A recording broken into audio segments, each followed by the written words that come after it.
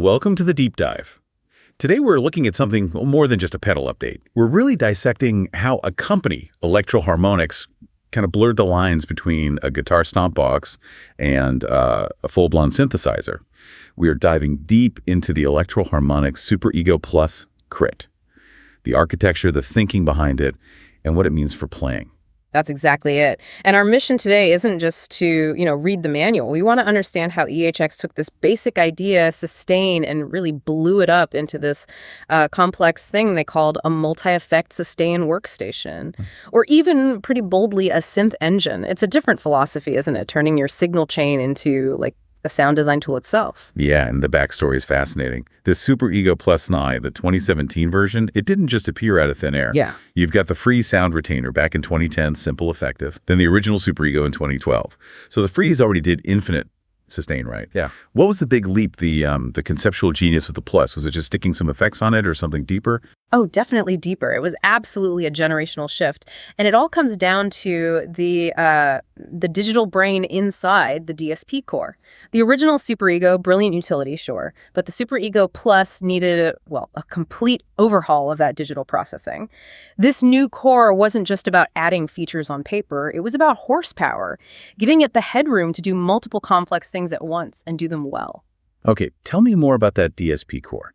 For listeners maybe not deep into pedal guts, what does enhanced DSP actually sound like? What's the benefit? Clarity, mostly. Yeah. And the ability to layer without things turning to mush. When you stack, say, 2 or 3 sustained sounds, you're really pushing that processor. Enhanced DSP means each layer stays clean. No weird digital noise, no artifacts. And crucially, it lets the pedal run all those internal effects at the same time without adding noticeable delay or latency. The older pedals were great at the freeze part. The Plus was built to freeze and heavily process perfectly. Right, so that clean layering is the foundation. Okay, let's look at the controls then. The basic sustain engine stuff, you've got the infinite sustain, obviously, the layering we just mentioned, and then there's that gliss control for the sort of morphing effect. Exactly. But maybe the most critical thing for actually using it, especially live, is that 3-way mode switch. That dictates how you interact with the pedal moment to moment. Okay, so we've got the simple ones. Latch mode, tap once, it holds forever. And momentary only sustains while your foot's down. Great for, quick stabs of sound. But that third one, auto mode, that seems like the real synth engine selling point. Absolutely. Auto mode is kind of the magic trick. It uses smart algorithms to listen to what you're playing. It detects notes or chords automatically, sustains them right away. You don't have to tap anything for each new sound. This frees up your feet completely. So you can play lead lines, melodies, whatever, over this evolving pad that the pedal is creating by itself. Okay, but is there a catch? If it's automatically grabbing notes, how reliable is that, say in a loud band or if you're playing fast? Does auto mode make it less responsive sometimes, maybe misses things or grabs the wrong note? That's a fair point. It does require a certain way of playing. The sources mention you need to be, intentional, clean attack, clear notes. It needs good information to work with. It's not psychic, it's clever processing. But when you get the hang of it, it's incredibly powerful. It really shifts the pedal from just being a tool you trigger to something more like a dynamic partner. Hold a chord, play over it, shift to a new chord, all smooth, no frantic tapping. Right. Okay, so that's the core interaction. Let's talk about the feature that ambient players, soundscape folks, really seem to love. The send-return FX loop. Ah, yes, the loop. This is where the SuperEgo Plus gets really clever in solving a practical problem for people with complicated pedal boards. The key thing, the magic as you called it, is that this loop only affects the sustained signal, the frozen sound. Why is that such a big deal? I mean, you can use splitters and loops with other pedals, right? You can, but it gets messy fast. Before this, if you wanted to, say, drench only your sustained drone in fuzz, but keep your main guitar clean, you often needed dedicated splitter boxes, maybe even a small mixer, several extra pedals just for routing. It was complicated and, frankly, expensive. The SuperEgo Plus just built that solution right in. You plug your wild fuzz or your crazy oscillating delay into its loop. Instantly, you have this huge processed texture happening. But your normal playing, your dry signal, totally untouched, crystal clear. It lets you have that massive contrast. That is huge. Yeah, I can see that. Playing a clean melody over just a wall of sustained, fuzzed-out chord. And okay, it's not just about plugging other pedals in. It's called a workstation because it has its own effects built in too, right? A whole bunch of them. Let's get into those. We definitely should, because those internal effects are a huge part of why it gets that workstation label. EHX didn't just add a basic chorus or something. No, the SuperEgo Plus has a pretty serious suite inside. You've got modulation chorus, phaser, flanger, tremolo, proper pitch shifting, and, really important for this kind of sound, good quality delay and reverb built right in. And for ambient music, delay and reverb aren't just effects, they're practically part of the instrument. How good are they? Are they like basic add-ons or? They're designed for atmosphere, definitely. The reverb isn't just a little spring sound. It can do huge cavernous plate sounds, big hall reverbs, things that really turn that sustained layer into something, well, orchestral. You could freeze a chord, add a slow internal flanger, then wash it all in a long delay and that massive reverb all inside the one pedal. That self-contained power is why it could go toe-to-toe with some specialized, often more expensive ambient boxes out there. We mentioned the Gliss control earlier. Let's circle back. You said it helps notes morph. What does that actually sound like? Right, Gliss. It controls how fast the pitch slides when the pedal transitions from one sustained sound to the next. Set it low, and you get this slow, smooth, almost cinematic pitch bend between notes or chords, like portamento on a synth. It lets chords kind of melt into each other, creating these lovely flowing ambient washes. Stops it sounding all choppy when you change what's being held. That's a big part of what gives the sustained sound that organic, synth-like feel. Okay, I think we've got the mechanics down. Let's shift from the how to the what. How are people actually using this thing to make music?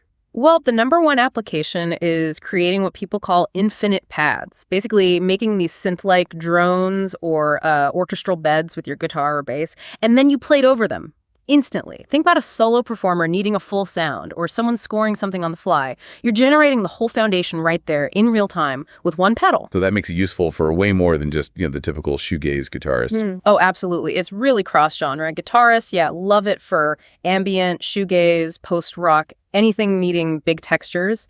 But bassists use it too for heavy drone stuff or getting really convincing synth-based sustain without an actual synth. And then you have experimental musicians who just see it as this amazing box for real-time sound design. It kind of democratizes that complex layering, And the physical size, that big exo chassis, some players might see that as a downside, takes up pedal board space. But it sounds like it's necessary for everything it packs in, especially the presets. Exactly. That size is the trade-off for the power. You can't fit that advanced DSP, all those effects, the dedicated loop and memory for multiple presets into a tiny box. Not back then anyway. And those presets are key. Building these layered sounds can be complex. Being able to save your perfect frozen sound, maybe with internal tremolo, external fuzz from the loop, specific gliss setting, and recall it instantly, that's vital for playing live. Let's zoom out a bit now. Where does the SuperEgo Plus sit in the bigger picture of Electro Harmonix history? We know the free SuperEgo lineage, but how does it fit with their other big digital pedals? Yeah, it's right up there with their heavy hitters. You'd group it conceptually with pedals like the POG2, the HOG2, these other powerful, complex digital units focused on pitch shifting and sound transformation. It really represents the top tier of EHX's digital design capabilities at the time. It wasn't just another effect. It was positioned as a dedicated sound design engine. It signaled EHX was serious about competing in that higher-end digital space, especially against newer boutique companies focusing on ambient sounds. And the fact that it's still made, still popular, especially with experimental types, that suggests it really nailed something important. So why is it so significant in EHX history? Can we boil it down? I think we can pull out maybe 4 key reasons. First, just refining the concept. It took that simple freeze idea, hold a sound, and push it to the absolute limit. It turned a utility into a genuine performance instrument, something that changed how you even approached playing your guitar. Okay, and the second reason must be those built-in effects we talked about. Exactly. It was the first pedal of its kind, a sustainer, to have that comprehensive suite of effects built in, specifically for treating the sustained sound. That made it instantly a self-contained ambient machine. You needed very little else to create massive textures right out of the box. Right. And the third point connects back to the tech, competing in the digital arena. Yes. It showcased EHX's muscle in DSP design. They proved they could handle the complex math for smooth layering and high-quality effects processing simultaneously. That was crucial for staying relevant as the boutique pedal market exploded with specialized ambient gear. And the last reason. Feels like it ties into the EHX philosophy, maybe founder Mike Matthews' vision. It really does. It perfectly embodied his core idea. Pedals shouldn't just process sound. They should inspire creativity. They should feel like instruments themselves. The SuperEgo Plus doesn't just hold a note for you. It invites you to compose with that held sound. Treat it as its own voice. And here's maybe the biggest takeaway for me. By cramming all that complex routing, those internal effects into one box, the SuperEgo Plus didn't just blur the line between Stompbox and Synth. It kind of created a new category, didn't it? This idea of an effect engine pedal with its own internal effects and routing options. A blueprint that, frankly, lots of other companies followed later. Absolutely. So, in summary, what the SuperEgo Plus did so successfully was merge sustain, complex layering, that smooth gliss morphing, a whole bunch of quality effects, and smart routing into one box. It made really sophisticated, layered sound design achievable right at your feet. Accessible. And there you have it. Now you've got the full picture, how a fairly simple idea, holding a note, evolved through different stages into this incredibly powerful, programmable instrument. Something that really defined a sound for ambient guitar and bass, and cleverly solved some tricky signal chain problems along the way. Which leaves us with a final thought for you to chew on, building right off that EHX philosophy. If Mike Matthews believes pedals should feel like instruments, what are the next steps? What are the ultimate, maybe still unexplored limits of digital power and pedal size when it comes to transforming other utility effects, maybe a basic overdrive, or a simple delay into genuine standalone sound design engines? Engines so powerful they could truly replace racks of gear, or even keyboard synths entirely. Something to think about.